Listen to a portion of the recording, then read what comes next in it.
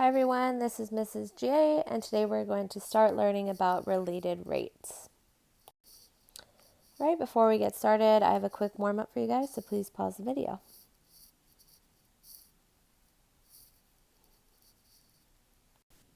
Alright, go ahead and check here. So again, these are just some formulas that we'll be using today. Some of them are probably much more fresh in your memory than others, but make sure you definitely know your volume formulas because you'll be using them a lot with these types of problems. All right, so before we start solving these related rates problems, I want to talk about some strategies for solving them. So they're all going to be word problems. So first you need to read and really identify what you know and what you want to figure out. So what you want to figure out is usually going to be some type of rate of change. So if you can even describe that in the form of a derivative, that will make it easier for you down the road. Draw a picture or diagram whenever you can. I always find that really helpful. You are going to need to be able to write an equation describing the variables in your scenario. So it's really common to see geometric formulas for volume or area. Pythagorean theorem shows up a lot. You'll be using the concept of similar triangles, trigonometric relationships, just to name a few. So, just being really comfortable translating words into equations is going to be really useful. If substitutions can be made so that you can create an equation that involves only two variables, definitely make that substitution. So if there's a way that you can solve for one in terms of the other and substitute, I would recommend doing so. You are going to be differentiating implicitly a lot, so you're going to be differentiating both sides with respect to t because they are related rates. So you're finding the rate of change of something in the problem. So just remember that you are implicitly differentiating. And then after you've differentiated, you're going to substitute any known quantities or rates that were given in the problem. All right, let's look at this first example together. So here, David drops a pebble into a pond, causing ripples in concentric circles. So just to visualize, when you drop the pebble, it's going to start making circles that are going to kind of spread out from the radius like this. So those are the ripples. Those are concentric circles. The radius of the outer ripple is increasing at a rate of 2 feet per second. So again, the outer ripple, so the distance from here to here, that's the radius we're looking at. It's increasing at a rate of 2 feet per second.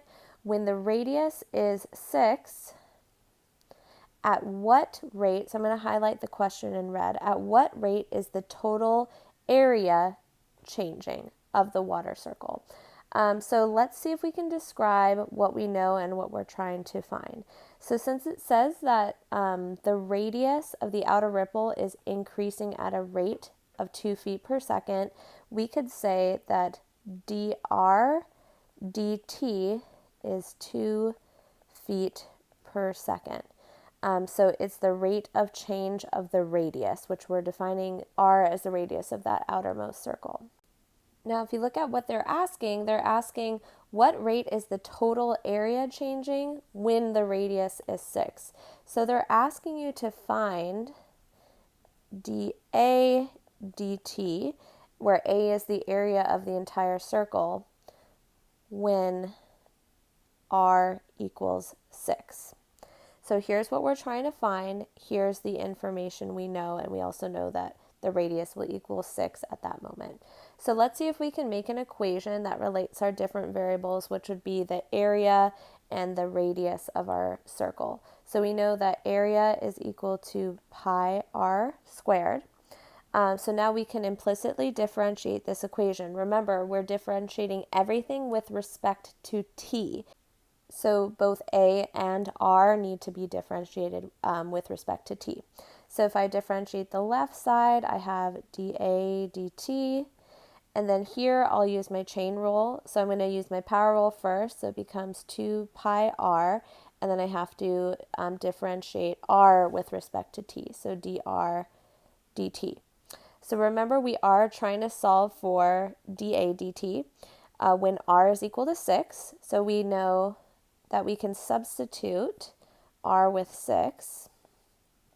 So we have 2 times pi times 6, and we know from the given information that dr dt is 2 feet per second. So I can replace this with 2.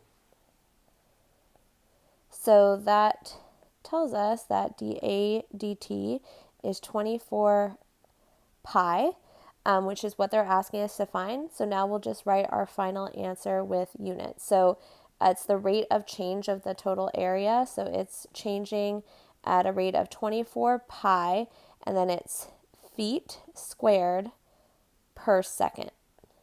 So just remember that area is always the unit squared, and then it is per second. So you can always look back at the original prompt to figure out what your unit should be.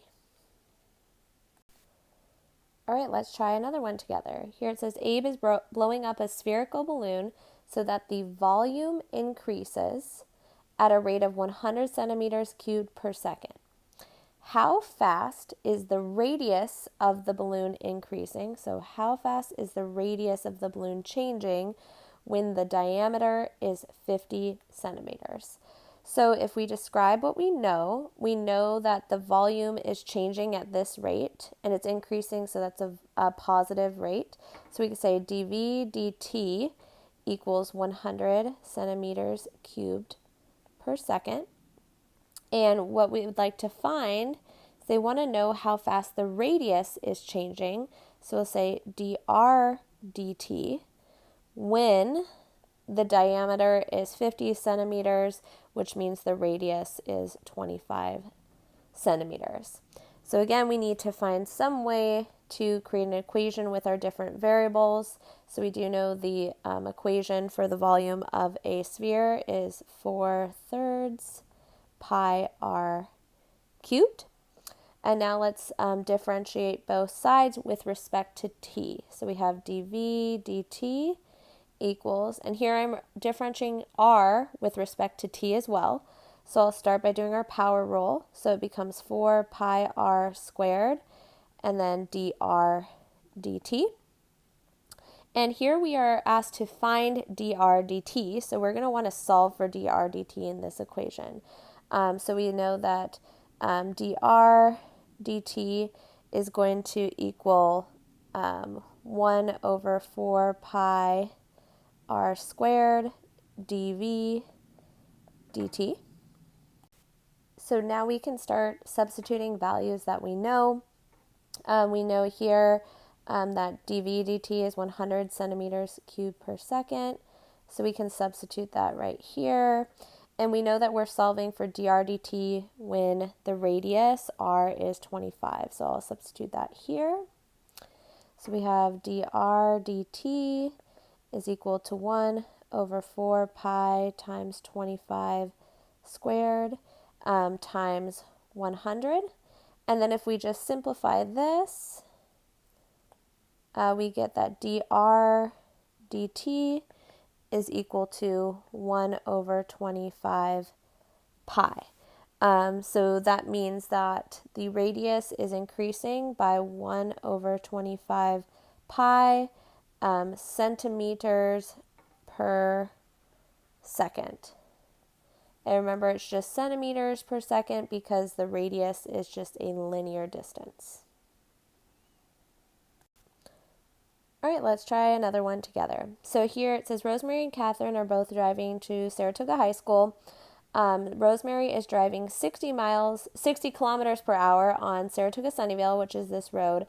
And Catherine she's driving north. And Catherine is driving 50 kilometers per hour on Harriman, driving west. At what rate is the distance between Rosemary and Catherine changing when Rosemary is 0.4 kilometers from school and Catherine is 0.3 kilometers away from school? So here you could see that in our map, Harriman and Saratoga Sunnyvale make a right angle. We're just going to assume it's a right angle. So the distance between them is going to be this hypotenuse, right? So wherever they are traveling along, the distance is going to be that hypotenuse. So if we call this x and this y, and let's call this z. First of all, we know that traveling along Harriman, let's see, the Harriman is Catherine. So this is Catherine right here. And so this is Rosemary. So it says that Rosemary is driving 60 kilometers per hour. So that would be dy dt equals 60 kilometers per hour. And it says that Catherine is driving 50 kilometers per hour. So that would be dx dt.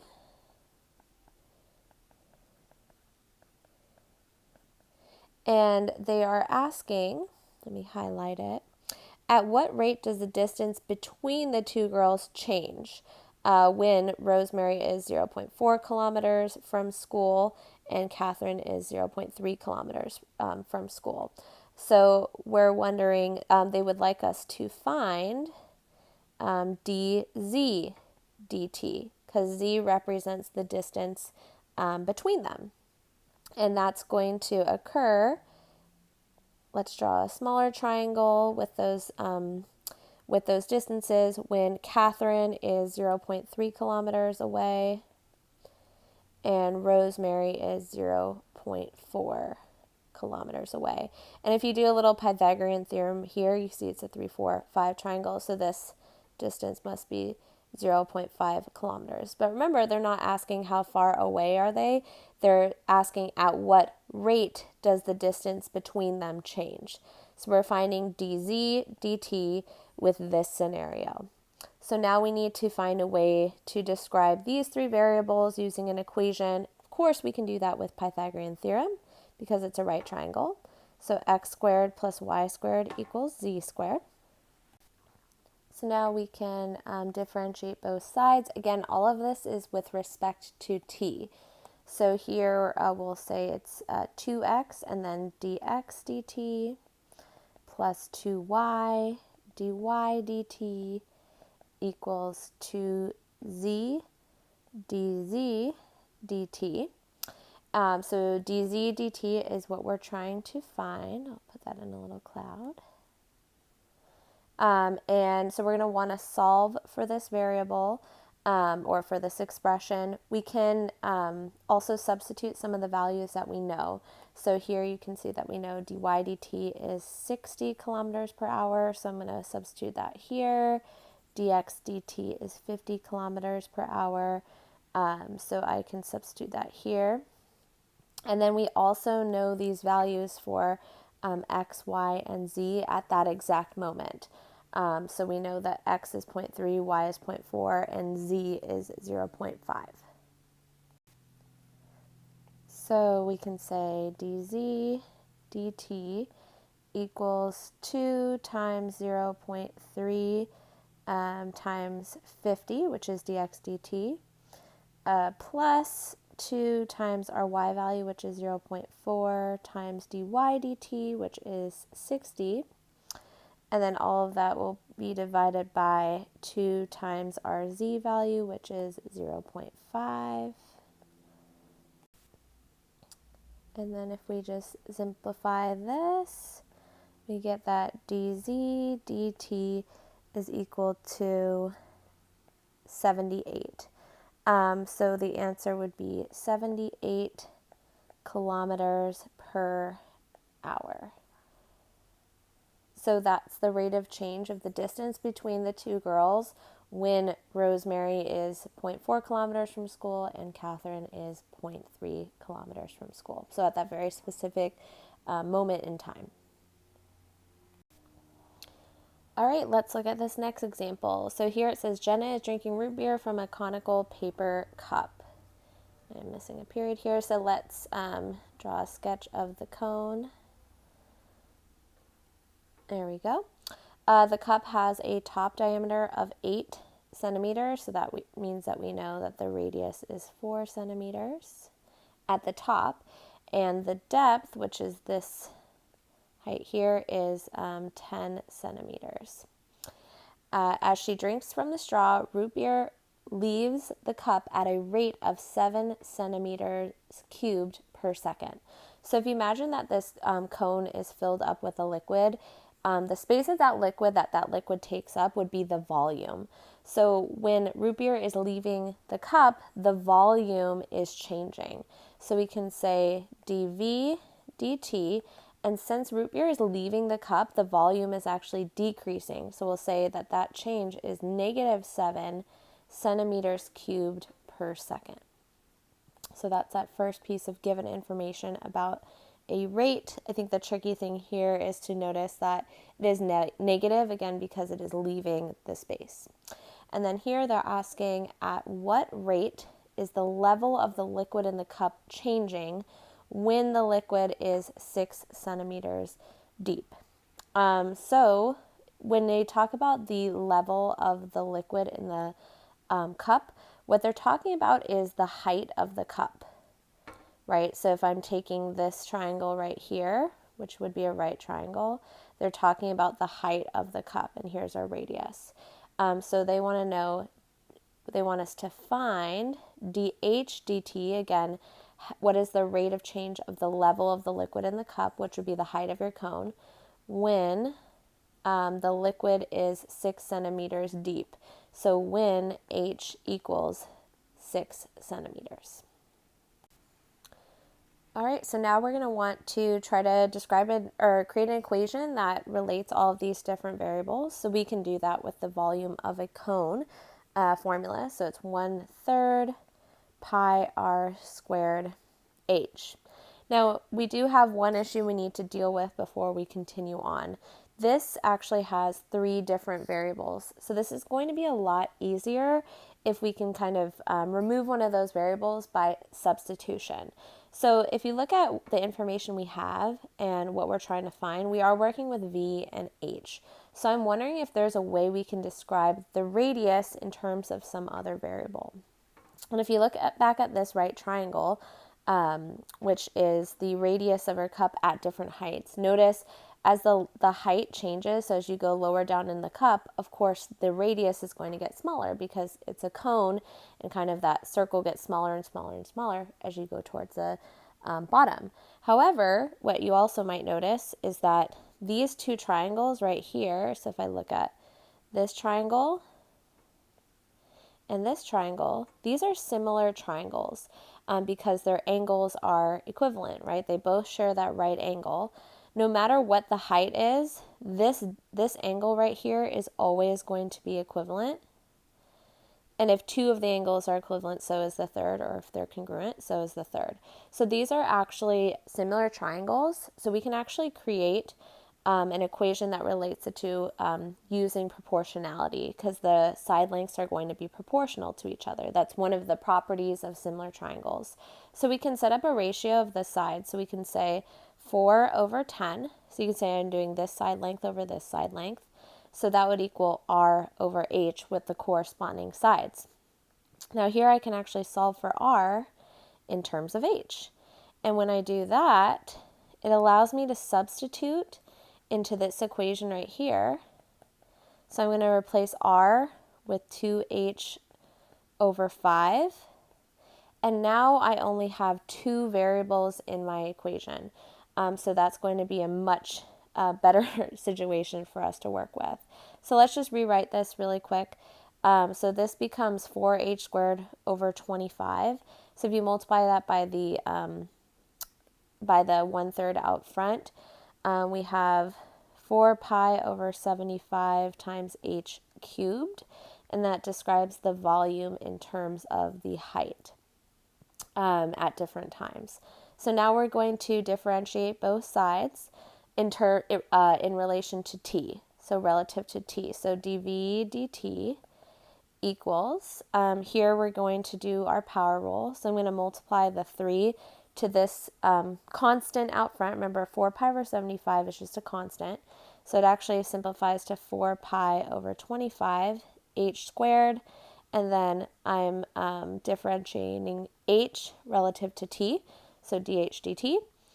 And remember, we are trying to find dh dt, so now I'm going to want to isolate that in our equation.